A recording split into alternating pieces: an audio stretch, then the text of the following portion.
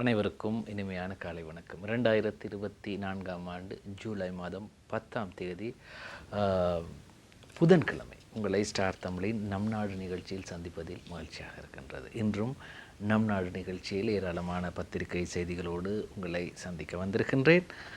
நாட்டிலே கடந்த 2 தினங்களாக 8ஆம் தேதியும் 9ஆம் தேதியும் அரசு ஊழியர்கள் 25,000 ரூபாய் சம்பள அதிகரிப்பை கோரி ஆர்ப்பாட்டத்திலும் போராட்டங்களிலும் ஈடுபட்டு வந்தார்கள். அது சில இடங்களில் அரசு நிறுவனங்கள் முற்றாக செயலிழந்திருந்தது. இந்த நிலையில் இது அமைதியை சீர்குலைத்து அதிகாரத்தை பெற முயற்சி செய்யும் ஒரு நடவடிக்கை என ஐக்கிய தேசிய கட்சி குற்றம் சாட்டுகிறது.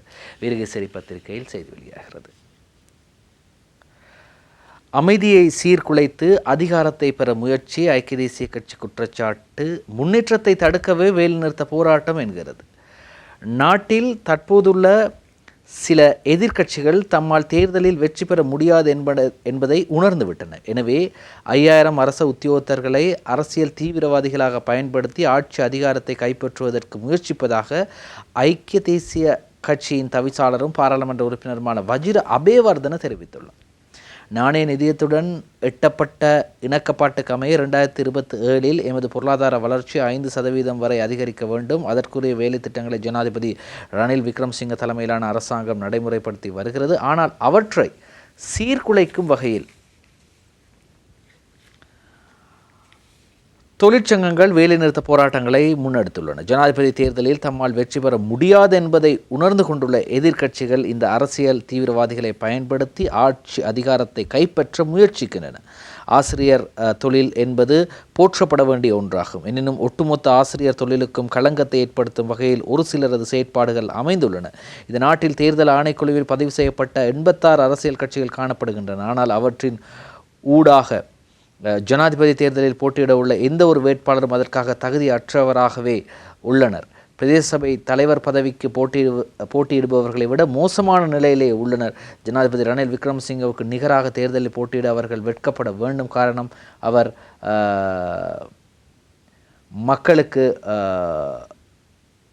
அவர்கள் மக்களுக்கு பொய்களை கூறிக்கொண்டு இருக்கின்றனர். ஆனால் நாம் மக்களுக்கு உண்மையை கூறுகின்றோம், அதனை மக்கள் புரிந்து கொள்வார்கள் என்றும் வஜிர அபேவர்தன தெரிவித்தார். இந்நிலையில் நேற்றைய தினமும் அரச துறை பணி பகிஷ்கரிப்பால் பல்வேறு சேவைகள் நேற்றைய தினம் பாதிப்படைந்தது. செய்தி வெளியாகிறது வீரகேசரி பத்திரிகையில். அரச துறை பணி பகிஷ்கரிப்பால் பல்வேறு சேவைகள் பாதிப்பு, மக்கள் சிரமம், பாடசாலை பணிகள் ஸ்தம்பிதம்.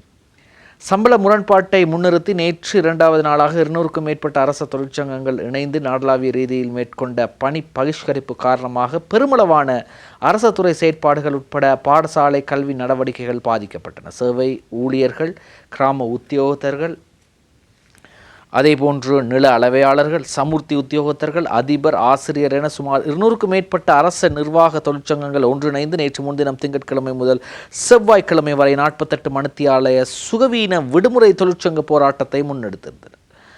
அரச உத்தியோகத்தர்களின் 2 நாள் பணி பகிஷ்கரிப்பில் ஆட்பதிவு திணைக்களம், பரீட்சை திணைக்களம், பிரதேச செயலகங்கள், தபால் சேவை, கிராம அலுவலகம் உட்பட நாடளாவிய ரீதியில் உள்ள பெருமளவான அரச நிறுவனங்களின் சேவைகள் முடங்கி இருந்தன. அரச நிறுவனங்களில் சேவையை பெற வந்திருந்த மக்களும் நீண்ட நேரம் காத்திருப்புக்கு பின்னர் வீடு திரும்பினர்.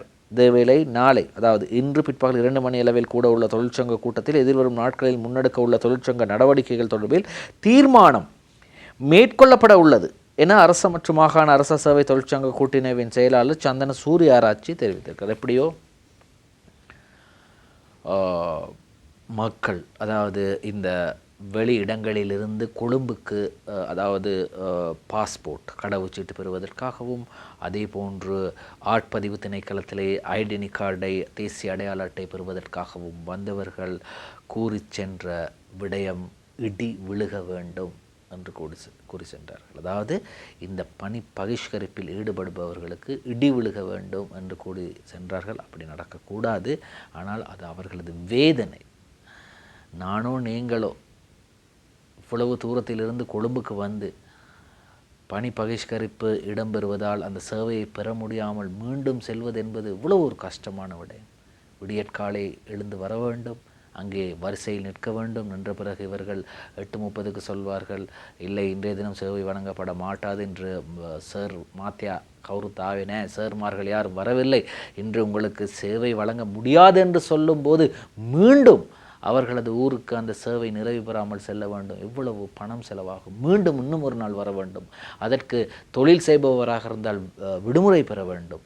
ஒரு வியாபார ஸ்தானத்தை நடத்துபவராக இருந்தால் அதை மூட வேண்டும். அதிலே வரக்கூடிய நட்டம், இப்படி பல பிரச்சனைகள் இருக்கின்றது. ஆனால் இந்த வருடம் ஏப்ரல் மாதம் 10,000 ரூபாய் அரச ஊழியர்களுக்கு அதிகரிக்கப்பட்டிருக்கின்றது.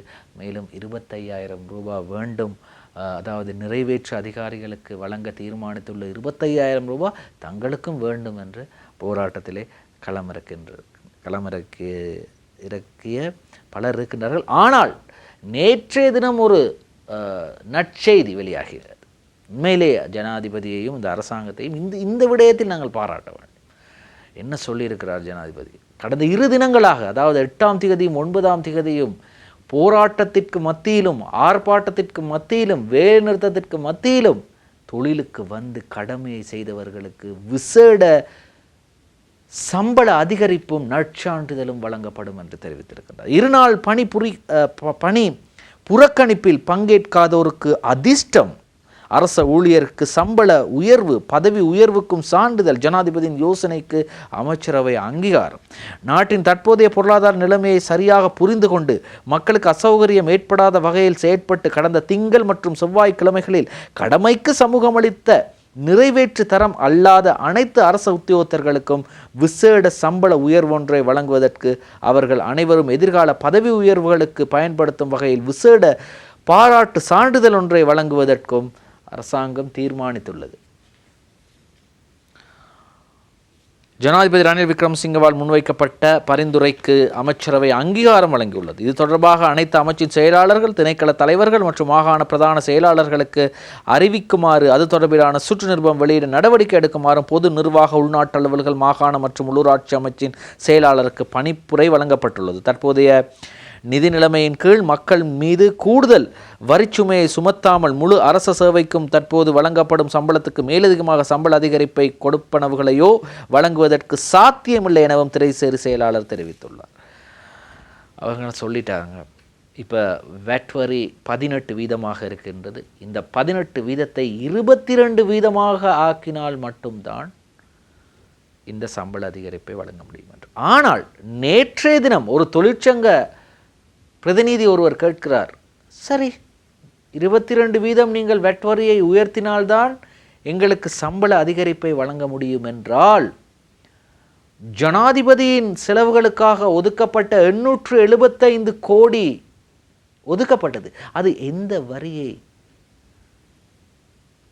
அல்லது எந்த வரி வீதத்தை அதிகரித்து உயர்த்தினீர்கள் என்று பதில் சொல்லுங்கள் என்று கேட்கிறார். அதற்கு பதில் இல்லை. வரவு செலவு திட்டத்திலே ஜனாதிபதியின் செலவினங்களுக்காக செலவுகளுக்காக 875 கோடி ரூபாய் ஒதுக்கப்பட்டிருக்கிறது. எனவே அந்த தொகை எங்கிருந்து வந்தது என்று கேட்கிறார்கள். அதற்கு அரசாங்கம் தான் பதில் சொல்ல வேண்டும். சரி, இப்படி இருக்கும்போது இந்த சாவகச்சேரி வைத்தியசாலை விவகாரம் தொடர்பாக கடந்த 2 தினங்களாக சர்ச்சை எழுந்திருந்தது. தற்போது வேறொரு அத்தியட்சகர் அங்கு அனுப்பப்பட்டிருக்கின்றார். ரஜீவ் என்ற ஒரு வைத்தியர் வைத்திய அத்தியட்சகராக அனுப்பப்பட்டிருக்கின்றார். ஏற்கனவே இருந்த ராமநாதன் அர்ச்சுனா கூறிய விடயங்கள், அந்த சாவகச்சேரி வைத்தியசாலையில் இடம்பெற்றதாக கூறப்படும் முறைகேடுகள், இவற்றை உடனடியாக விசாரிக்க வேண்டும் என்று கூறப்பட்டிருக்கிறது. வைத்தியர் அர்ச்சுனா முன்வைத்துள்ள குற்றச்சாட்டுகள் குறித்து விசாரியுங்கள், பாராளுமன்ற உறுப்பினர் ஸ்ரீதரன் சபையில் கோரிக்கை. சாவகச்சேரி வைத்தியசாலை தொடர்பிலும் அதன் பதில் வைத்திய அத்தியட்சகர் ராமநாதன் அர்ச்சுனா மற்றும் மக்கள் முன்வைத்துள்ள குற்றச்சாட்டுகள் குறித்தும் உடனடி விசாரணைகளை முன்னெடுக்க வேண்டும் என தமிழ் தேசிய கூட்டமைப்பின் பாராளுமன்ற உறுப்பினர் சிவஞானம் ஸ்ரீதரன் வலியுறுத்தினார். பாராளுமன்றத்தில் நேற்று செவ்வாய்க்கிழமை இடம்பெற்ற இலங்கை தொலைத்தொடர்புகள் திருத்த சட்டமூலத்தின் 2ஆம் வாசிப்பு மீதான விவாதத்தில் உரையாற்றும் போதுதான் ஸ்ரீதரன் அவர்கள் இதனை தெரிவிக்கிறார். உடனடியாக இதை தொடர்பாக விசாரணை நடத்துங்கள். அதே நேரத்தில் சாவகச்சேரி வைத்தியசாலையில் கடந்த சில நாட்களாக நடந்த சம்பவங்களுக்கு காரணம் என்ன? சாவகச்சேரி வைத்தியசாலை பிரபலமானது அது இன்று உலக அரங்கில் பேசப்படும் அளவுக்கு மாறியுள்ளது. ராமநாதன் அர்ச்சுனா என்ற வைத்தியர் நியமிக்கப்பட்டதே இதற்கு காரணம். அவருடைய நியமனம் செயற்பாடுகள் சரியா பிழை என்பது இங்கு முக்கியமல்ல. ஆனால் ஒரு மாகாண அரசுக்கு வழங்கப்பட்டுள்ள சுகாதார அதிகாரத்தை மத்திய அரசு எவ்வாறு தனது கையில் எடுத்துக்கொள்ளும் என்ற கேள்வியையும் ஸ்ரீதரன் எம்பி கேட்டிருக்கின்றார். அதே நேரத்தில் சாவகச்சேரி வைத்தியசாலையில் உள்ள பொருட்கள் காணாமல் போயுள்ளன, மின் பிறப்பாக்கி காணாமல் போயுள்ளது என மக்கள் முறையிடுகின்றார்கள். வைத்தியர் அர்ச்சுனாவும் கூறுகிறார், அப்படியென்றால் இது தொடர்பில் உடனடியாக விசாரணை வேண்டும், நீதி வேண்டும். பொய்கள் வதந்திகள் வெளியே வரக்கூடாது. சாவகச்சேரி மக்கள் வைத்தியர் அர்ச்சுனாவுக்காக திரளவில்லை. அவர்களிடம் இருக்கின்ற நீண்ட நாள் எண்ணங்கள், கரிசனைகள். சாவகச்சேரி வைத்தியசாலையின் தரம் உயர்த்தப்பட வேண்டும், அவசர விபத்து பிரிவை உருவாக்க வேண்டும், அதற்கான ஆளணி விவரம் சரியாக வழங்கப்படவில்லை, கட்டப்பட்ட கட்டிடங்களில் உரிய செயற்பாடுகள் முன்னெடுக்கப்படவில்லை, மின் விநியோகம் தடையில் உள்ளது. இது தொடர்பில் கரிசனை கொள்ளப்படுவதால் ஏற்பட்டது தான் சாவகச்சேரி மக்களின் கிளர்ச்சி. தானாக சேர்ந்த மக்கள் கூட்டத்தை தான் சாவகச்சேரியில் கண்டேன் என்றும் அவர் தெரிவித்திருக்கின்றார். நம்ம மக்கள் இந்த விடயங்கள், அதாவது அப்படித்தான் நாங்கள் கொழும்பிலிருந்து கொண்டு சொல்லலாம், கொழும்பிலிருந்து கொண்டு இல்லை இது மக்கள் வீதிக்கு இறங்கி இருக்கக்கூடாது, இது அரசு சம்பந்தப்பட்ட விடயம், அப்படி இல்லை என்றால் மக்கள் வீதியை மறைத்து போராட்டங்களை நடத்தியிருக்கக்கூடாது என்று சொல்லலாம். ஆனால் அந்த பிரதேசத்தில் இருக்கக்கூடிய மக்களுக்கு தான் தெரியும், ஒரு ஆக்சிடென்ட் ஒன்று நடக்கின்றது, ஒரு விபத்து ஒன்று நடக்கின்றது, உடனடியாக அவருக்கு அவசர சிகிச்சை வழங்க வேண்டும். அவசர சிகிச்சை பிரிவு அங்கே இல்லையாம், அவர்களை கொண்டு வர வேண்டும் யாழ்ப்பாணத்திற்கு. யோசித்து பாருங்கள், சாவகச்சேரியிலிருந்து யாழ்ப்பாணத்திற்கு எவ்வளவு தூரம் வர வேண்டும் என்று. இப்படி இருக்கும்போது அந்த மக்கள் அவர்களுக்காக பேசுகின்றார்கள், அந்த மக்கள் அவர்களுடைய தேவையை கேட்கின்றார்கள். இதில் யாரை நாங்கள் குறை சொல்ல முடியும்? அந்த மக்களுக்குத்தான் அந்த தேவை இருக்கும். இப்போ நானோ நீங்களோ ஒரு கஷ்டமான ஒரு பிரதேசத்தில் இருக்கும்போது அந்த பிரதேசத்தில் வைத்தியசாலை முறைகேடாக இருக்கின்றது என்றால் அது தொடர்பாக நாங்கள் தான் ஆர்ப்பாட்டத்தையோ போராட்டத்தையோ கோரிக்கையோ விடுத்து அதை பெற்றெடுக்க வேண்டும். சரி, அப்படி இருக்கும்போது அடுத்ததாக இந்த தம்மிக பெரேரா ஸ்ரீலங்கா பொதுஜன பெரமுனவின் ஜனாதிபதி வேட்பாளராக இன்னும் அறிவிக்கப்படவில்லை. நியமிக்கப்படுவார், சில நேரங்களில் படமாட்டார், இப்படியெல்லாம் இருக்கின்றது. ஆனால் அவர் குறிப்பிடுகின்றார், ஸ்ரீலங்கா பொதுஜன பெரமுன மொட்டு கட்சி வழங்கிய 10 நிபந்தனைகளை நான் பூர்த்தி செய்துள்ளேன். 10 நிபந்தனைகள் அவர்கள் என்னிடம் கூறினார்கள், அந்த 10 நிபந்தனைகளும் நிறைவு செய்யப்பட்டிருக்கின்றது. ஆகவே இனி அவர்களது முடிவில் தான் இருக்கின்றது. அவர்கள் என்னை ஜனாதிபதி வேட்பாளராக நியமித்தால் நான் ஜனாதிபதி வேட்பாளராக களமிறங்க தயாராக இருக்கின்றேன் என்று தம்மிக பெரேரா சொல்லி கொண்டிருக்கும் நிலையில் நேற்றைய தினம் தோட்ட தொழிலாளர்கள் தம்மிக பெரேராவின் வீட்டை முற்றுகையிட்டார்கள். ஏன்? தம்மிக பெரேரா எம்பியின் இல்லத்தை முற்றுகையிட்ட தோட்ட தொழிலாளர்கள் முதலாளிமார் சம்மேளன வளாகத்தில் கொடும்பாவி எரிப்பு, போலீசாருடன் முரண்.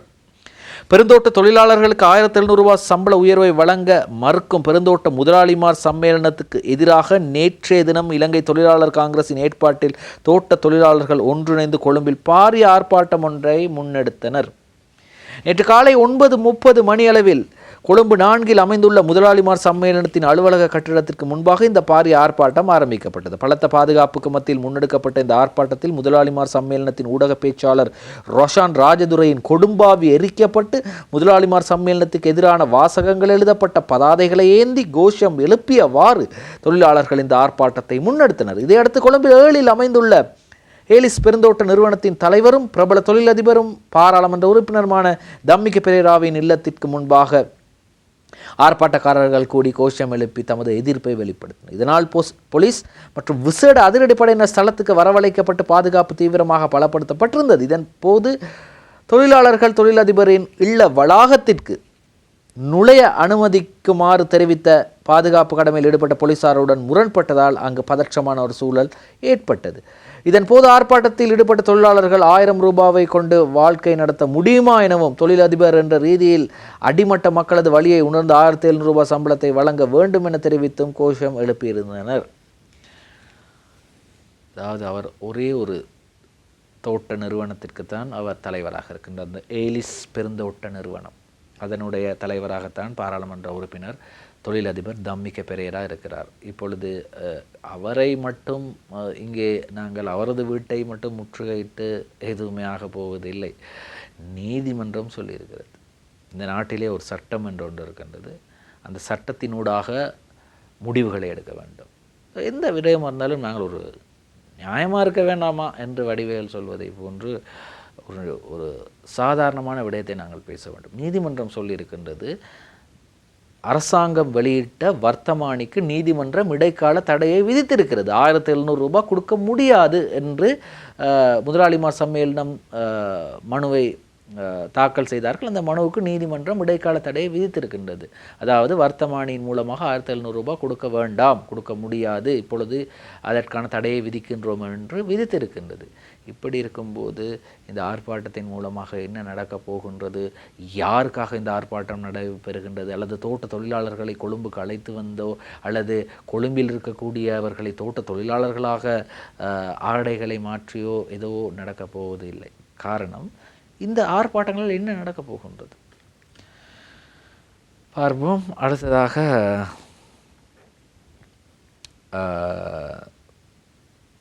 இன்னும் ஒரு படமும் வெளியாக இருக்கின்றது இன்றைய வீரகேசரி பத்திரிகையில். தோட்ட தொழிலாளர்களுக்கான நாளாந்த ஊதியமாக 1700 ரூபாய் வழங்க மறுக்கும் தோட்ட கம்பெனிகளுக்கு எதிராக பெருந்தோட்ட தொழிலாளர்கள் நேற்று முதலாளிமார் சம்மேளன கட்டிடத்திற்கு முன்பாக முன்னெடுக்கப்பட்ட எதிர்ப்பு போராட்டத்தின் போது சுஜீவகுமாரின் புகைப்படம் இன்றைய வீரகேசரி பத்திரிகையிலே முன்பக்கத்திலே வெளியாகி இருக்கின்றது. இப்படி இருக்கும்போது இன்றைய தினக்குரல் பத்திரிகையின் பிரதான செய்தி, ஜனாதிபதி தேர்தல் மும்முனை போட்டியாக உருவெடுக்கிறது என்று அலி ஷப்ரி அவர்கள் சிங்கப்பூரில் கூறியிருக்கிறார். அந்த செய்தி தான் இன்றைய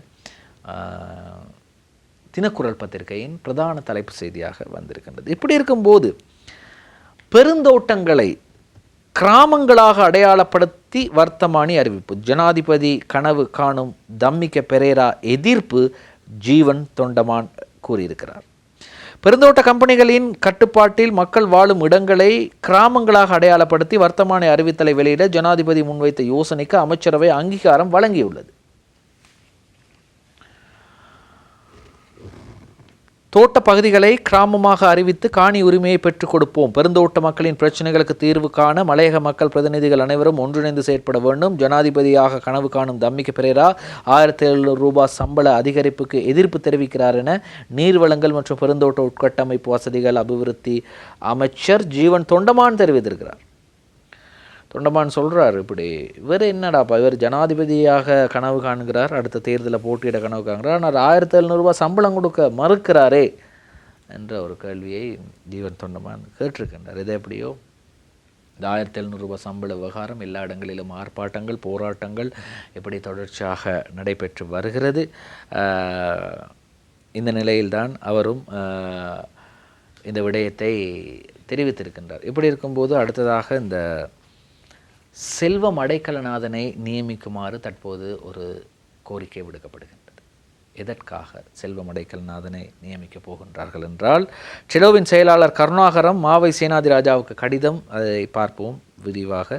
தமிழ் தேசிய கூட்டமைப்பின் பாராளுமன்ற குழு தலைவராக செல்வம் அடைக்கலநாதனை தெரிவு செய்வதற்கு ஒத்துழைப்பையும் ஆதரவையும் வழங்குமாறு கோரி தமிழீழ விடுதலை இயக்கத்தின் செலோ செயலாளர் பாராளுமன்ற உறுப்பினர் கோவிந்தன் கருணாகரம் இலங்கை தமிழரசு கட்சியின் தலைவர் மாவை சேனாதிராஜாவுக்கு கடிதம் அனுப்பியுள்ளார். அதாவது ஏற்கனவே இதன் தலைவராக இருந்தவர் சம்பந்தன் அவர்கள். எனவே சம்பந்தன் அவர்களது இடத்திற்கு செல்வம் அடைக்கலநாதனை நியமித்தால் என்ன என்ற ஒரு கேள்வியை அவர் கேட்டிருக்கிறார். யார்? கருணாகரம் அவர்கள் கேட்டிருக்கிறார், கோவிந்தம் கருணாகரம் அவர்கள்.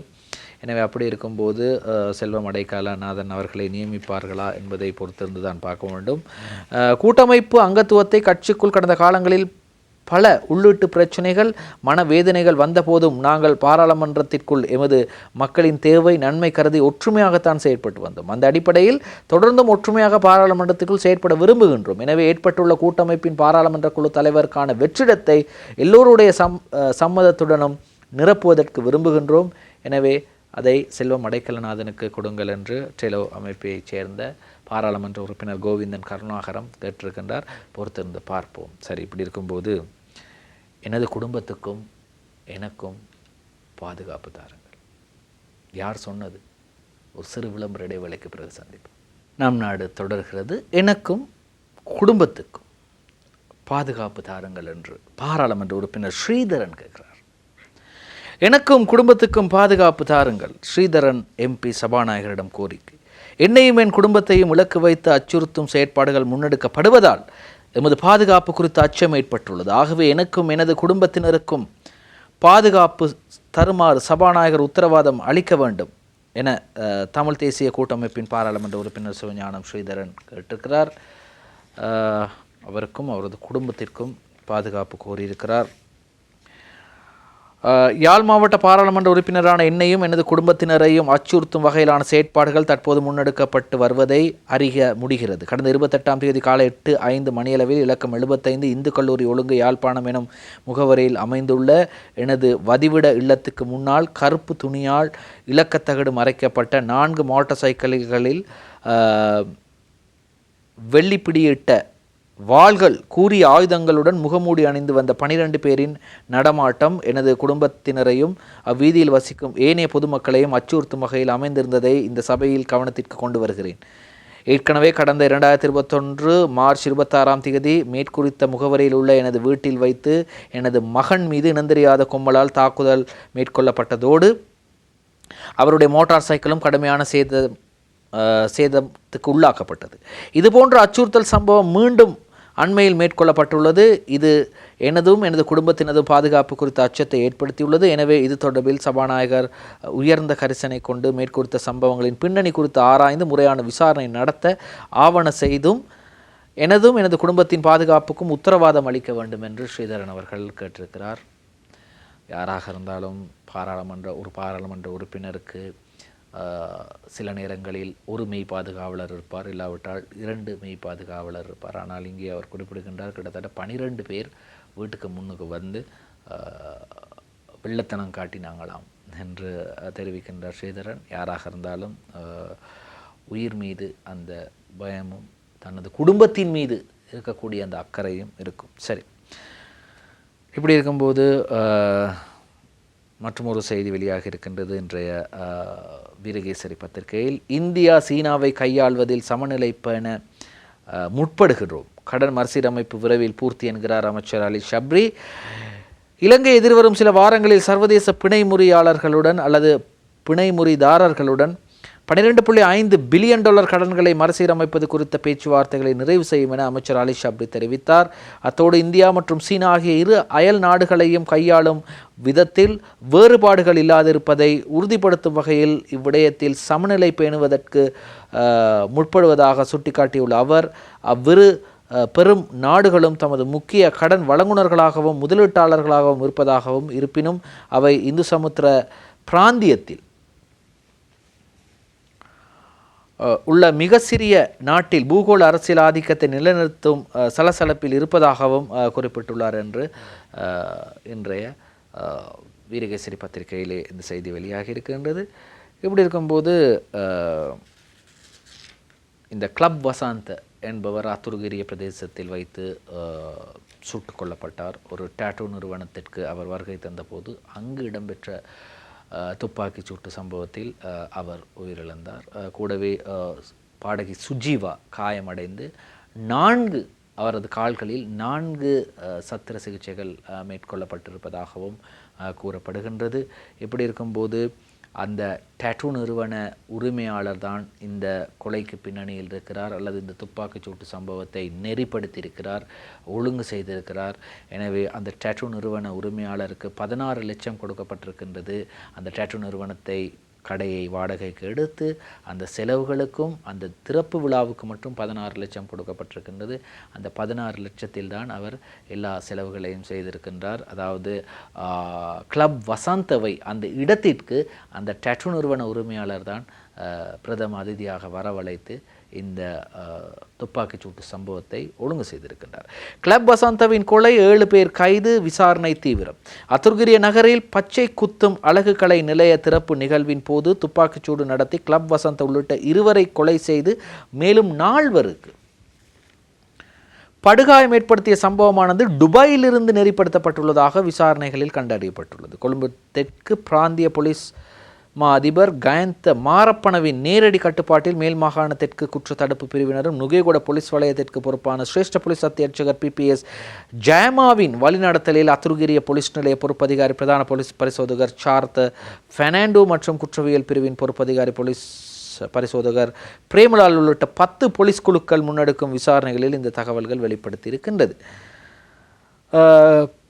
குறித்த பச்சை குத்தும் அழகு கலை நிலைய உரிமையாளர் வேறு ஒரு இடத்தில் பச்சை குத்தும் நிலையத்தில் வேலை செய்த போது நண்பரான ஒருவர் தனியாக பச்சை குத்தும் அழகு கலை நிலையம் ஒன்றை ஆரம்பிக்க அவருக்கு ஆலோசனை வழங்கியதாகவும் அதற்கான பணத்தை கடன் அடிப்படையில் தனது உறவினர் ஒருவரிடமிருந்து பெற்றுத் தருவதாகவும் கூறி 16 லட்சம் ரூபாவை படிப்படியாக அவர் துபாயில் இருக்கும் ஒருவரிடமிருந்து பெற்றுக் கொடுத்துள்ளதாகவும் சம்பவம் நடந்த அழகு கலை நிலைய உரிமையாளர் தெரிவித்துள்ளார். அதன்படி குறித்த பணமானது ஹவுங்களே லொக்கு பட்டியூடாக வழங்கப்பட்டுள்ளது என விசாரணைகளில் கண்டறியப்பட்டுள்ளது. அதன் பிரகாரம் பணம் பெற்றுக் கொடுக்க உதவிய நண்பர் ஊடாக திறப்பு விழாவுக்கு கிளப் வசந்தவை அழைக்க தீர்மானிக்கப்பட்டுள்ளதாக இதுவரையான விசாரணைகளில் தகவல்கள் வெளியிடப்பட்டுள்ளன. அவற்றை உறுதி செய்ய மேலதிக விசாரணைகள் நடக்கின்றன.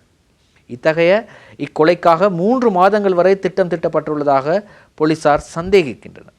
குறிப்பாக கடந்த 2019 பிப்ரவரி மாதம் 5ஆம் தேதி துபாயில் வைத்து மாகந்துரை மதுஷின் மகளின் பிறந்தநாள் களியாட்டத்தின் போது மதுஷும் கஞ்சிப்பானை இம்ரான் உள்ளிட்ட பாதாள உலக குழுவினர் கைது செய்யப்பட்டு இலங்கைக்கு அழைத்து வரப்பட்டனர். அந்த களியாட்ட நிகழ்வுக்கு கிளப் வசந்தவுக்கும் அழைப்பு விடுத்த போதும் அவர் அதில் பங்கேற்கவில்லை என கூறப்படும் நிலையில் தானே மதுஷை மாட்டி கொடுத்ததாக கிளப் வசந்த பலரிடம் தெரிவித்துள்ளார். இதன் பழி தீர்க்கவே அவர் கொல்லப்பட்டாரா என்ற சந்தேகம் எழுந்துள்ளது.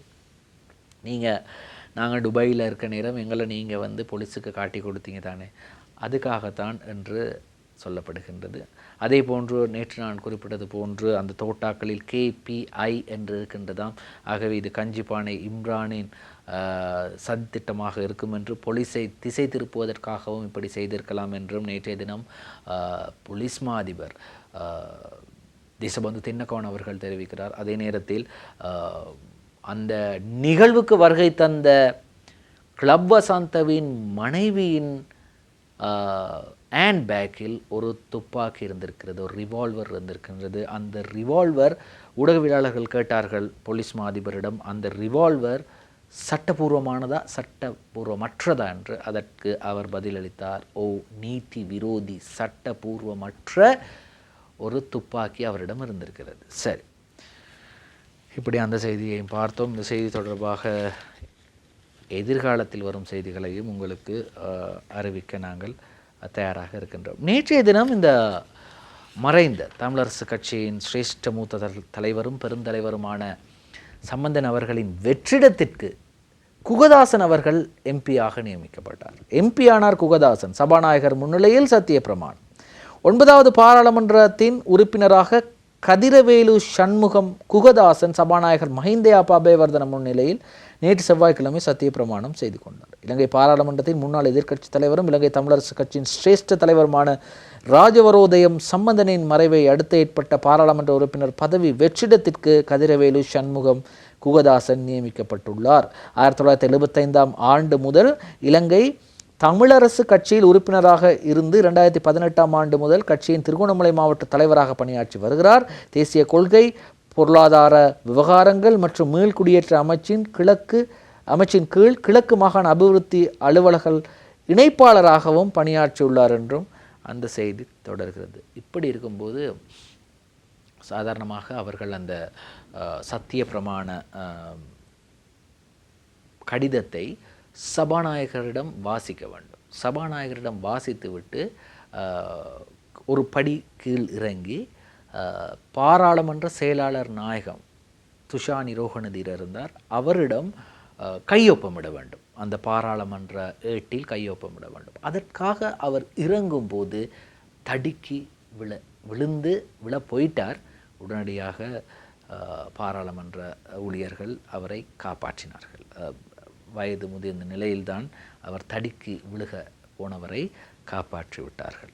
அந்த செய்தி எல்லா பத்திரிகைகளிலும் வந்திருக்கின்றது. இன்றைய தினக்குரல் பத்திரிகையில் கூட இப்படி வந்திருக்கின்றது. குகதாசன் தடுமாறியதால் சபையில் சிறிது பரபரப்பு என்று தினக்குரல் பத்திரிகையிலும், சபையில் கால் இடறி நிலை தடுமாறிய குகதாசன் என்று வீரகேசரி பத்திரிகையிலும் அந்த செய்தி வெளியாகி இருக்கின்றது. அப்படித்தான் வயது முதிர்ந்த நிலையில் இதற்காக நீங்கள் நினைக்கலாம், என்னையா வயது முதிர்ந்த நிலை என்று சொல்கிறீங்க, இளம் பாராளுமன்ற உறுப்பினர்கள் இல்லையா, அல்லது அவரது இடத்துக்கு வேறு யாரையும் நியமிக்க முடியாது என்று. அப்படி இல்லை.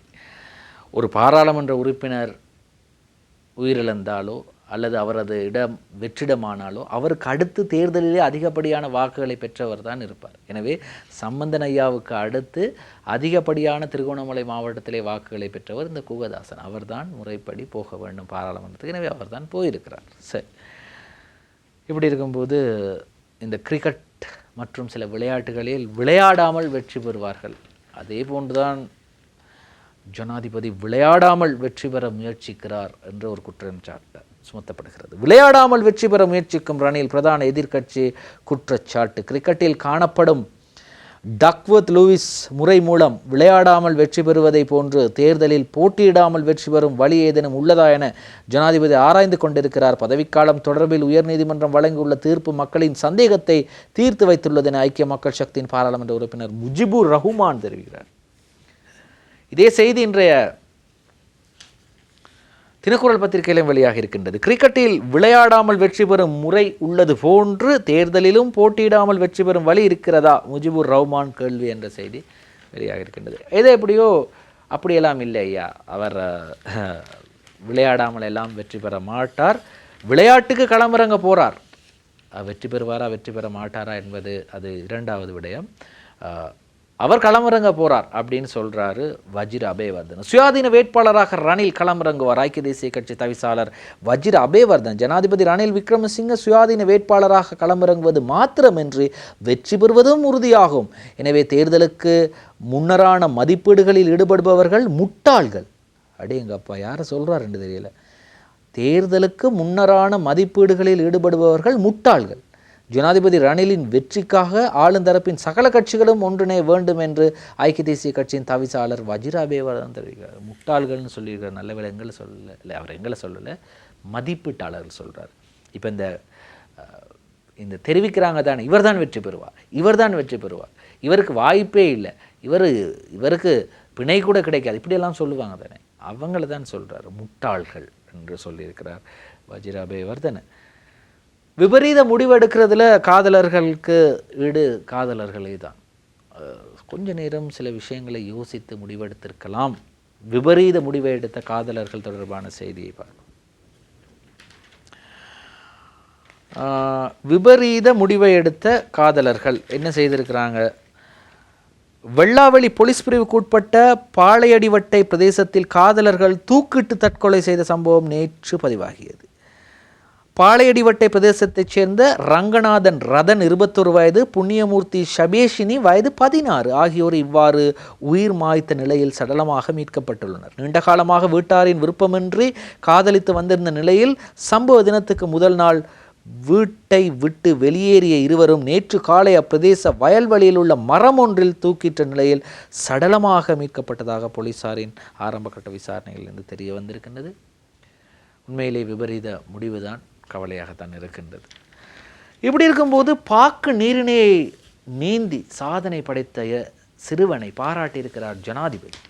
பார்க்கலாம் தினகரன் பத்திரிகையில். பாக்கு நீரிணையை கடந்து சாதனை படைத்த 13 வயது திருகோணமலையைச் சேர்ந்த ஹரிஹரன் தன்வந்தை ஜனாதிபதி ரணில் விக்ரமசிங்க பாராட்டி தனது வாழ்த்துக்களை தெரிவித்துள்ளார். கிழக்கு மாகாண ஆளுநர் செந்தில் தொண்டமானின் ஏற்பாட்டில் இச்சந்திப்பு அண்மையில் ஏற்பாடு செய்யப்பட்டிருந்தது.